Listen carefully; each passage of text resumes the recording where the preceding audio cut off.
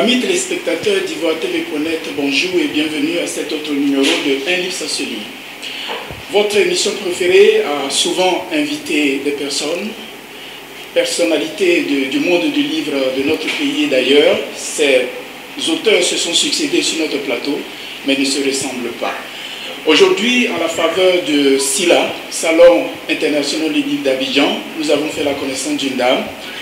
Cette dame qui est juriste et communicatrice de formation, passionnée de sport, particulièrement de football, précise-t-elle, a exercé en tant que journaliste animatrice à la chaîne privée de télévision RC2 et à l'Office des radiodiffusions et télévisions du Bénin. Mesdames et messieurs, vous aurez compris que notre auteur du jour est béninoise et elle a visité récemment le Salon du livre d'Abidjan les 24 au 28 mai 2017. Alors notre invité du jour est une personnalité politique aussi qui a connu quelques difficultés et qui a décidé de reporter tout cela dans un livre intitulé « Accusé mais pas coupable ». Mesdames et messieurs, recevez chez vous Christelle Oumdou-Moubo, j'espère avoir bien prononcé, mais l'auteur est là et nous allons maintenant commencer notre interview.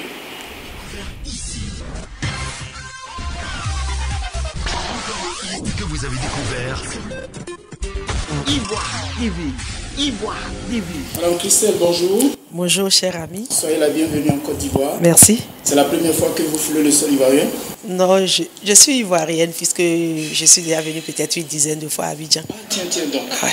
Mais pour un salon du livre, c'était la première fois? Oui, c'est la première fois que je me retrouve sur un salon du livre. Oui. Surtout en tant qu'auteur? En tant qu'auteur. C'est votre première production littéraire? Première production littéraire. Très bien. Alors tout de suite, vous allez nous dire un mot sur le titre, surtout de nous donner la pertinence juridique de ce titre, accusé mais pas coupable, en tant que juriste surtout. En tant que juriste, accusé mais pas coupable veut juste démontrer comment la société peut déjà juger un individu certainement qui a peut-être un dossier pendant devant la justice, mais la société se fait déjà son idée en déclarant la personne coupable en attendant bien entendu que la justice puisse trancher. Très bien. Alors vous allez nous donner un bref résumé du contenu de ce livre qui, semble-t-il, parle d'un vécu, de ce que vous avez vécu.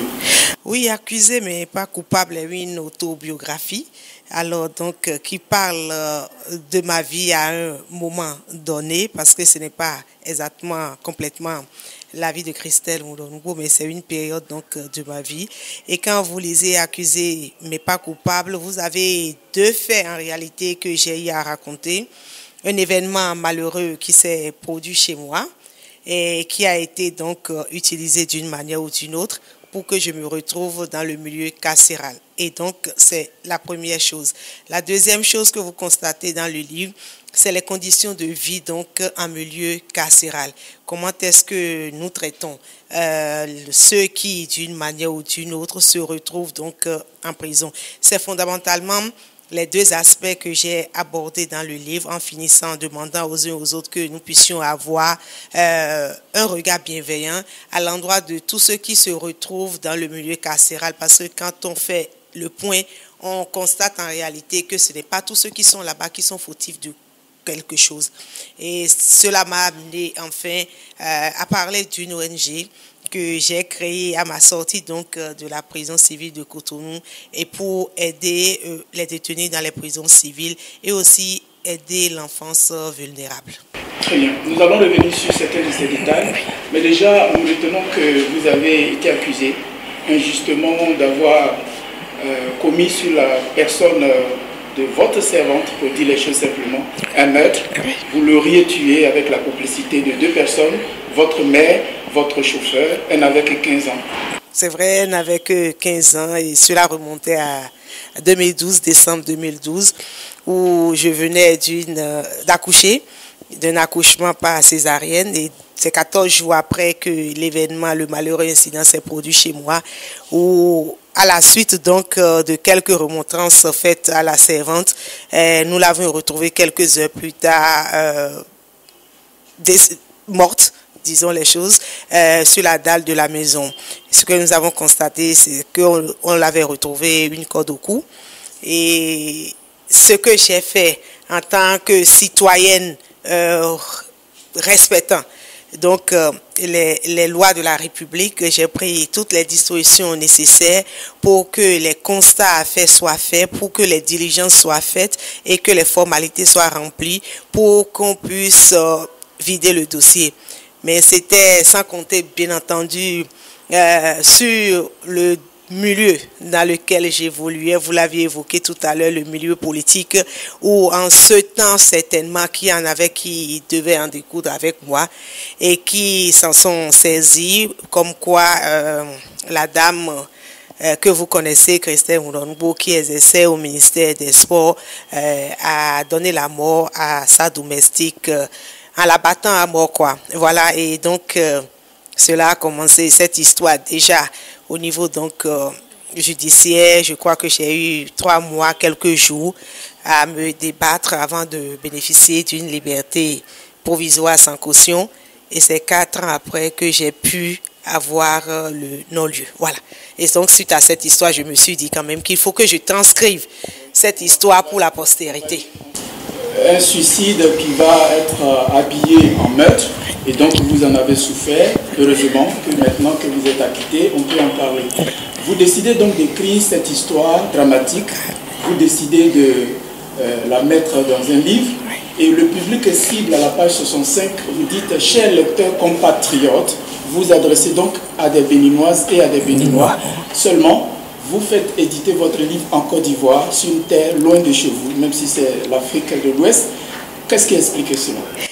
Bon, en fait, c'est vrai que j'ai interpellé directement mes compatriotes, tout simplement parce que c'est avec mes compatriotes que j'avais eu affaire à un moment donné en ce qui concerne cette histoire. Et donc, c'est pour cela que je les ai interprétés. Et pour moi, étant une Africaine, étant une citoyenne du monde, je pense que quand j'interpelle les compatriotes, je interpelle l'ensemble des habitants de la planète. Et donc, ce livre, je ne veux pas le limiter au Bénin. Et puisque je l'ai édité en Côte d'Ivoire. Je l'ai édité en Côte d'Ivoire pour juste une raison, pour maintenir un peu la confidentialité autour du livre. Et je sais en réalité ce qui peut se passer chez moi. Je connais mon pays, le milieu dans lequel l'événement s'est produit. Et déjà, voilà comment on l'a habillé. Et si je devais le faire au Bénin, éditer ce livre au Bénin, il y aura certainement un Béninois qui sera informé. Et donc, l'exclusivité n'aura plus de sens. Donc, j'ai préféré garder la confidentialité pour que les Béninois découvrent un beau matin ce livre. Donc, c'est ce que j'ai eu à faire. Donc, votre objectif, c'est qu'il soit lu par les Béninois un jour? Un jour, oui. D'accord. Vous prenez quand même la précaution, à la page 11, de nous laisser un avertissement. Vous dites que vous avez fait en sorte que certaines personnes ne soient pas identifiables. Oui, bon, je l'ai volontairement voulu, pas parce que je voulais cacher les personnages de ce livre, mais je pense aussi que je suis une personne apaisée. J'aime rester dans un milieu apaisé. Je ne veux provoquer qui que ce soit.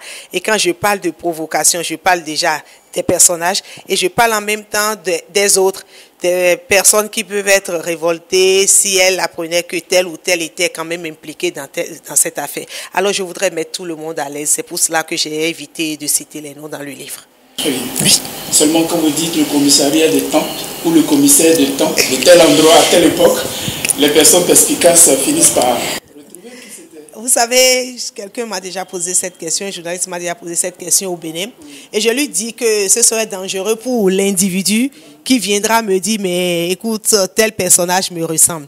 Parce que je lui posais la question de savoir, mais comment ce personnage peut vous ressembler? Si le personnage vous ressemble, ça veut dire que vous reprochez quelque chose. Et là, je suis en droit maintenant de l'interpeller. Oui. C'est vite compris.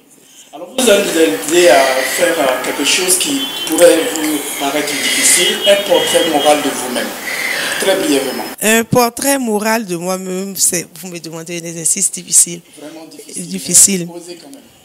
Ben, écoutez, au plan moral, je voudrais dire que je ne suis pas une sainte, mais ce que j'essaye de faire au quotidien, c'est de vivre en tenant compte ou en respectant les règles de la nature et fondamentalement en respectant mon vis-à-vis.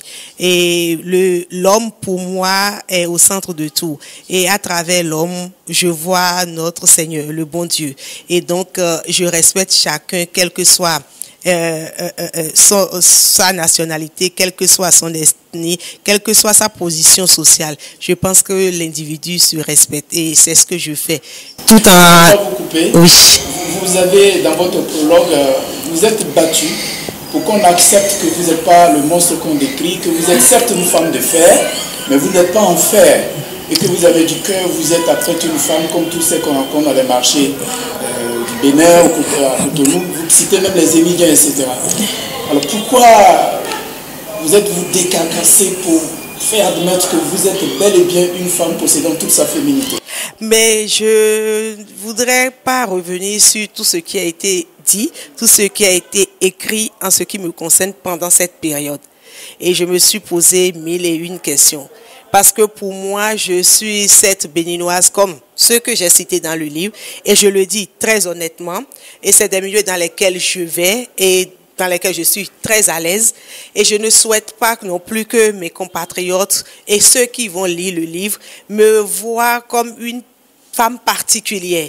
Je ne suis pas une femme particulière. Je ne suis pas en dehors du milieu dans lequel je vis. Je voudrais montrer aux uns aux autres que je suis simplement une femme béninoise qui se bat, qui lutte au quotidien pour elle-même, pour ses compatriotes et pour son pays, pourquoi pas pour un continent. Donc c'est ce que j'ai voulu juste souligner. Oui. Votre plume vous a quand même trahi par endroit, parce que nous avons vu là une femme d'exception.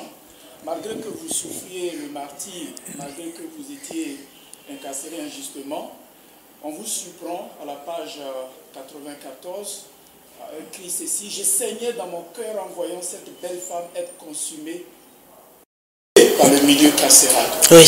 Au lieu de vous appesantir sur votre propre sort, vous aviez le temps de vous montrer altruiste, de souffrir à la place des autres. Et un peu plus bas, vous dites: je devais garder de bonnes apparences pour ne pas inquiéter ma famille qui était déjà trop éprouvée. Un peu plus bas, j'avais envie de hurler, mais j'avais toujours les ressources pour me retenir. Comment vous faites pour vous retenir, pour garder le sourire, pour vous préoccuper du sort des autres, alors que vous, votre sort n'est pas déjà assez glorieux? Non, mais à un moment donné, je me suis dit que je suis au cœur d'une histoire qui certainement du jour au lendemain connaîtra une issue heureuse. J'en étais convaincue. Et mieux, je me regardais, c'est vrai, vous l'avez dit que je me suis contredit quelque part, c'est vrai, par rapport à ma vie que je menais avant d'aller dans le milieu carcéral. Et ce que j'ai découvert dans le milieu carcéral, j'ai réalisé en fait que il y en a qui sont des privilégiés et qui ne le savent pas. Et donc, je pensais profondément que j'étais parmi les privilégiés et qu'aujourd'hui, je me suis retrouvée dans un milieu où j'avais beaucoup médité. Et la dame dont je vous ai parlé dans le livre, j'avoue que c'était une femme élégante, qui avait sa tête sur les épaules, instruite, et qui, à cause d'une histoire, s'est retrouvée en prison pour 10 années. Et donc, la prison l'a consumée. Et je me suis dit, si cette femme ne se retrouvait pas en prison, j'imagine un peu en réalité la vie de cette femme, sa contribution même au développement de son pays, au développement de son milieu. Et là, cela m'a fait énormément mal. En ce qui me concerne, c'est vrai. C'est ça élégant, et c'est pour cela que nous le mentionnons. Merci. Mais quelque chose, pour vous interrompre, vous avez écrit à la page 93, sa voix hystérique attira l'attention des camarades prisonnières qui accoururent. Vous dites des camarades, c'est-à-dire que vous êtes adapté à la situation, votre situation là dans la prison, et vous êtes débarrassé des barrières sociales psychologiquement. Mais j'étais obligée de le faire. Ah oui, parce que j'étais détenue à la prison civile de Cotonou. Par conséquent, je suis détenue comme tous les autres prisonniers et les autres prisonnières. Et donc, pour moi, en ce moment-là, c'est des camarades. Et donc, je me comporte en tant que tel. Déjà, vous, dans ce milieu, vous êtes vu comme quelqu'un de privilégié.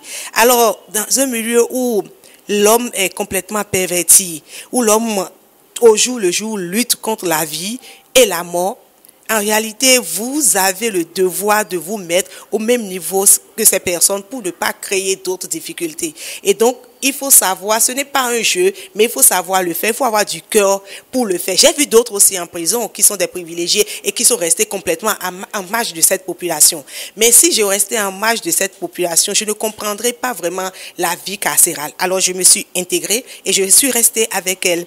Mais en ce qui concerne ma famille, je l'ai dit, vous l'avez demandé tout à l'heure, oui, j'avais besoin d'adopter cette position pour moins faire souffrir les miens. Et j'avoue aussi qu'ils souffraient, mais il y en a qui ne me montraient pas leur souffrance, mais je savais que tout le monde souffrait autour de moi et ce que je devais faire, c'était quand même de les apaiser, de leur montrer qu'ils n'ont aucune raison de s'inquiéter et que tout ira bien. Et vous allez voir, ma soeur aînée Sidonie, à tout moment, quand on échangeait des messages, quand elle s'inquiète, elle m'envoie, il y a telle chose, qu'est-ce qu'on fait? Je lui mettais toujours, écoute, laisse, tout ira bien. Et donc finalement, elle m'a même surnommé Madame, tout ira bien. Et quand je suis sortie, je lui ai dit, je t'avais dit que tout ira bien. Et tout ira de mieux en mieux, voilà. Oui. Oui. Nous allons nous arrêter sur quelques personnages de votre livre. Oui. Et il y en a un à qui vous avez donné un nom, oui.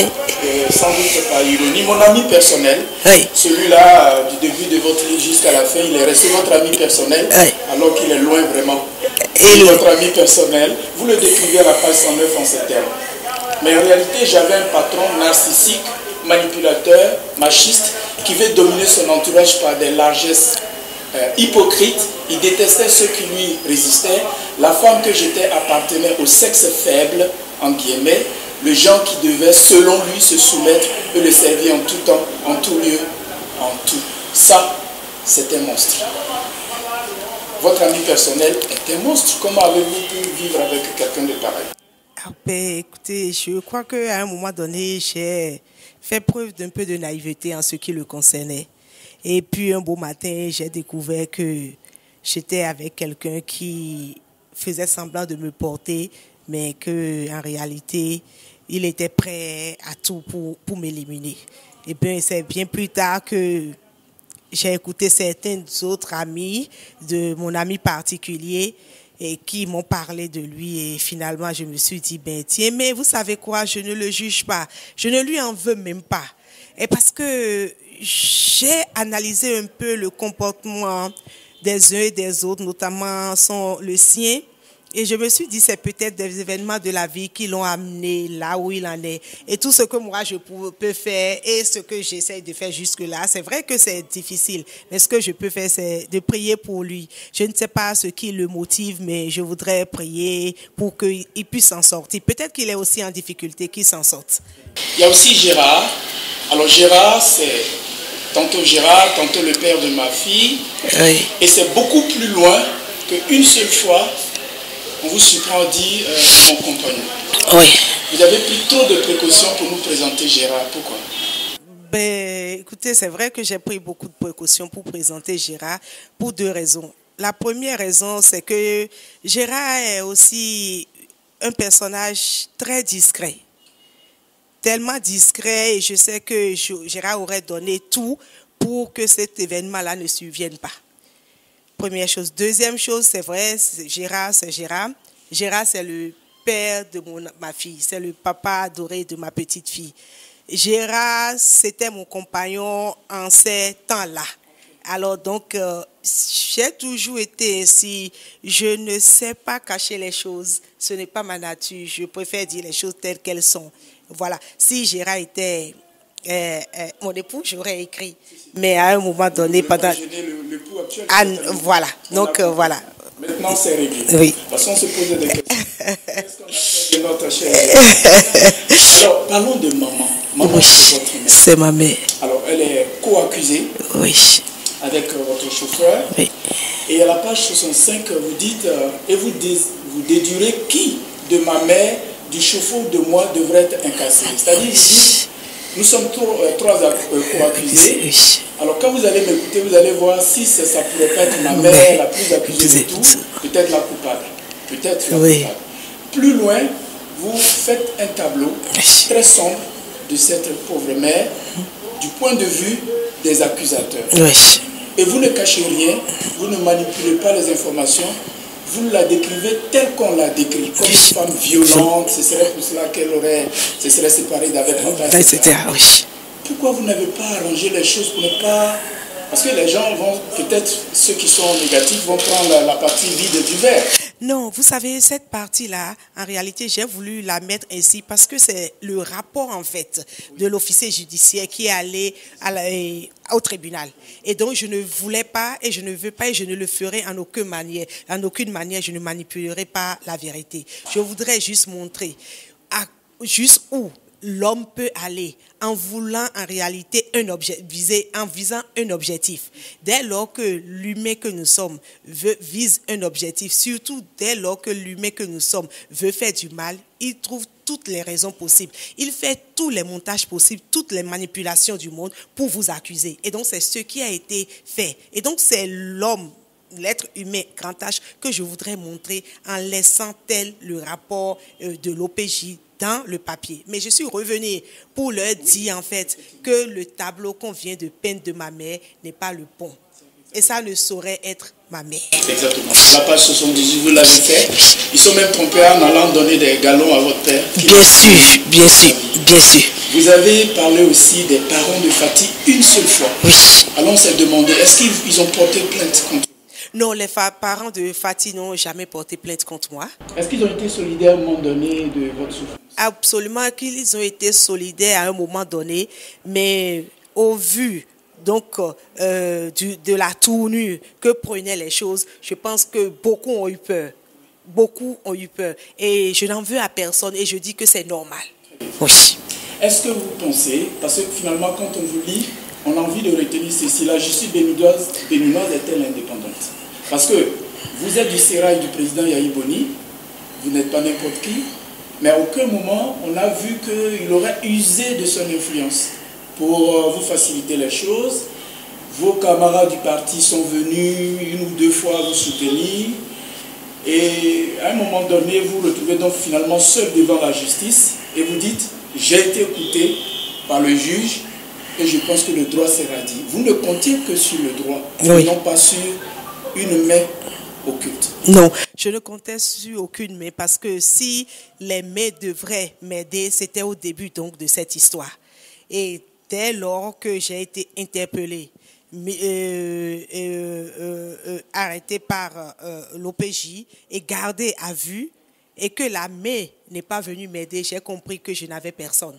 J'avais à compter sur la justice béninoise, quel que soit ce qu'on peut dire d'elle, j'avais à compter sur elle. Et j'avais à compter en réalité sur un être suprême qui nous dépasse et qui régente tout. Et je dis, je suis face à mon destin et je l'assume. Et donc je prie, j'ai tout le temps prié pour que j'ai la force de rester, que j'ai la force et les moyens de me battre et de montrer les preuves qui permettent en réalité de dire le droit et prouver en réalité que je ne suis pas coupable dans cette histoire. Oui. À la page 119, vous décrivez le milieu carcéral et vous dites le milieu carcéral représente la plus grande école de la vie. Et vous dites, vous ne souhaitez à personne de passer par là, mais vous êtes aujourd'hui contente d'être passé par ce milieu parce que cela vous a formé. Oui. Et vous allez plus loin pour dire, je les ai compris. Oui. Alors nous allons faire un exercice simple. Est-ce qu'aujourd'hui vous avez compris les journalistes qui vous ont vilipendé? Quelles circonstances atténuantes vous les accordez aujourd'hui? Parce que vous-même vous êtes journaliste. Oui, je suis journaliste. Je les ai compris tout simplement parce que eux aussi ils étaient à ce moment-là face à un pouvoir qui pouvait aussi leur faire mal. Ils étaient aussi face à un pouvoir qui peut manipuler. Quand je parle d'un pouvoir qui peut manipuler, je parle du pouvoir de l'argent. Et face donc à leurs difficultés du moment, écoutez, la petite Christelle, la personne de la petite Christelle ne vaut rien. Et donc, ils peuvent toujours aller, le pouvoir politique, le pouvoir de l'argent, ils peuvent toujours servir ces pouvoirs. En attendant que plus tard, qu'ils règlent leurs problèmes avec Christelle. Bien entendu qu'il y en a qui l'ont réglé avec moi et puis je passe, oui. Vous avez porté un regard critique sur la vie carcérale. Vous avez décrit la promiscuité, l'insalubrité. Vous avez parlé aussi des conditions difficiles dans lesquelles certains se retrouvent.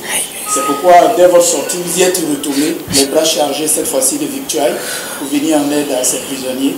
Vous avez créé une ONG, vous continuez continuez dans Oui, cette lancée. je continue. Non, je crois que quelques semaines après ma sortie, c'était une fête. Je crois que c'était la Pâques. Et donc, j'ai juste eu une pensée pour celle avec qui je suis restée, avec qui j'ai passé quand même 91 jours et qui a été exceptionnelle avec moi.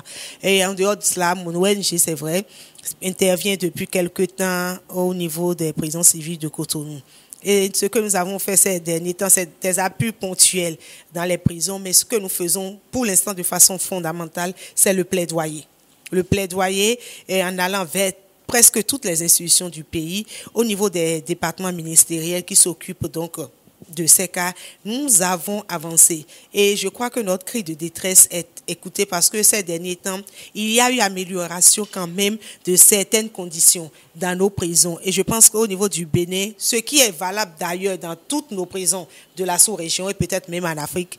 Et donc ces derniers temps, il faut que nous puissions passer aux réformes qui améliorent les conditions de vie dans les prisons. Moi, j'ai demandé qu'on humanise un peu plus le milieu carcéral. Mais humaniser le milieu carcéral, c'est aussi humaniser les décisions de justice. Nous disons qu'il faut dire le droit, mais dire le droit en tenant compte de l'homme grand H. Oui. Nous avons dirigé une perle littéraire à la page 81, Oui. Une très belle métaphore. Vous parlez du camion qui vous transportait Oui. De la prison au palais de justice. Oui. Et vous dites lourdement, le monstre en fer nous débarqua dans l'enceinte du tribunal. Oui. C'est très beau. Oui, mais écoutez, quand vous faites le tour de nos prisons dans la sous-région et notamment au Bénin, vous n'avez que ces monstres-là qui transportent les êtres humains. Et c'est tout ça qu'il faut essayer de changer. Vous l'avez dit dans un langage littéraire, en tout cas très apprécié. Merci. Vous n'avez pas que relaté des faits dramatiques, vous l'avez écrit dans de la bonne littérature. Merci. Nous avons surtout apprécié la conclusion de votre livre, Oui. où vous avez dit « j'ai tout pardonné ». Et vous revenez sur ce que vous êtes devenu aujourd'hui. Vous avez eu le temps de vous reconstruire, de faire un certain nombre de choses. Mais vous insistez pour dire que vous demeurez dans l'arène politique. Ah oui. Vous n'avez plus peur de rien. Non, je vois les choses venir. Quand je vois les choses venir, je me dis, bon, il faut que je trouve les moyens de contourner, etc. Et de toutes les façons, je suis restée. Et je suis restée dans le milieu politique. Je suis restée avec les mêmes personnes jusqu'à la fin du mandat du président Yahi Boni. Et aussi, c'est parce que c'est un engagement. Chez moi, la parole donnée, elle est importante. Et donc, je suis restée avec les miens jusqu'à la fin. J'ai parlé avec d'autres. Il y en a qui savent que je n'étais pas contente. Ils le savent. Et de toutes les façons, je crois qu'avec le temps, nous réglerons tous ces problèmes. Je reste dans le milieu politique, d'autant plus qu'aujourd'hui, je suis présidente d'un parti politique au Bénin. J'ai été élue. Vous êtes député aussi? Non, je suis suppléante d'un député. Je suis suppléante d'un député et actuellement, je suis à la tête d'un parti politique qui a été créé depuis 18 ans au Bénin, qui a fait son dernier congrès le 17 février dernier et qui m'a porté donc à la tête du parti. Et je dis, je le ferai avec plaisir. Je serai à la disposition de mon pays, je serai à la disposition de la République, je serai à la disposition de la cité, je serai à la disposition en fait du continent. Je voudrais bien être un citoyen du monde et puis je pense que lentement mais sûrement je vais y arriver. Chers amis téléspectateurs, chers amis du livre, nous recevions dans le cadre de Un livre ça se lit Christelle Oudounubo. J'espère que je ne suis pas encore en train de crocher son nom. Et nous la recevions pour son livre Accusé mais pas coupable. C'est un beau livre dans lequel elle a relaté certes une histoire dramatique, une histoire difficile. Elle a par moments parlé de Golgotha parce qu'elle a souffert toutes les inerties qu'elle a dû entendre déverser sur sa personne. Mais finalement, cela a été formateur et aujourd'hui, elle a pu renaître du moins de... Et aujourd'hui, elle continue dans l'arène politique. Débarrasser de toutes les craintes, de toutes les frustrations, de toutes les intimidations pour essayer d'aller de l'avant, mais surtout aider la société, essayer d'apporter un peu d'humanité, même dans le milieu carcéral. Amis du livre, nous allons donc mettre un terme à notre émission. En attendant de nous retrouver pour un prochain numéro, nous vous disons au revoir et prenez soin de vous. Vous avez découvert ici. Encore un hit que vous avez découvert. Ivoire TV. Ivoire TV.